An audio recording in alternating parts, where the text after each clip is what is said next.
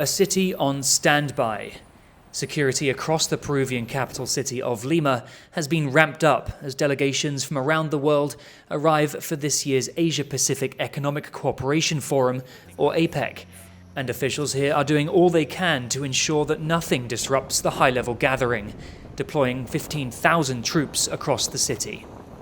Estamos seguros que la labor conjunta de las Fuerzas Armadas y la Policía Nacional dará como resultado un foro APEC 2024 exitoso y una imagen de unidad y fortaleza que será muy positiva para el Perú y para el mundo. The annual economic forum brings together 21 member states, representing around 40% of the world's population and 60% of the global GDP. And over the coming days, they'll meet here to discuss trade, tech, and sustainability across continents. And coming for his last big international forum, US President Joe Biden, expected to meet with his Chinese counterpart Xi Jinping for the first time since last year's APEC summit. Also on the agenda, the future of China and Peru relations, as Xi is expected to inaugurate a megaport that will become one of the biggest trading ports in South America.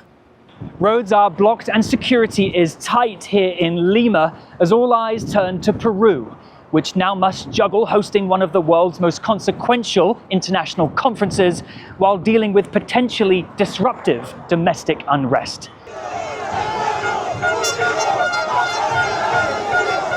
There have been protests here since September over a rise in extortion and violent crimes that have left more than 10 people dead. Protesters are demanding the government does more to protect its civilians and are planning more demonstrations during the forum, prompting officials to order schools, universities and offices across Lima to close, with students and workers told to stay home to clear the streets for the high-level meetings. Última hora dieron diciendo que van a ser virtual los trabajos del ministerio, del banco, todo eso. Bueno, nos cayó un balde de agua, ¿no? Bueno, en realidad no afecta porque al contrario para nosotros es tener más seguridad porque está la policía, ¿no?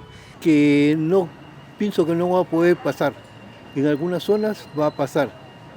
As Peru's government looks to make a good impression over the next week, the threat of strikes and protests remain, with union leaders deliberately planning them for the climax of this year's forum, saying it's an opportunity to highlight Peru's issues to the world, hoping that being on the international stage will prompt some changes on the domestic front. Scott Huang, Herel, Hughes and Reece in Lima, Peru, for TaiwanPlus.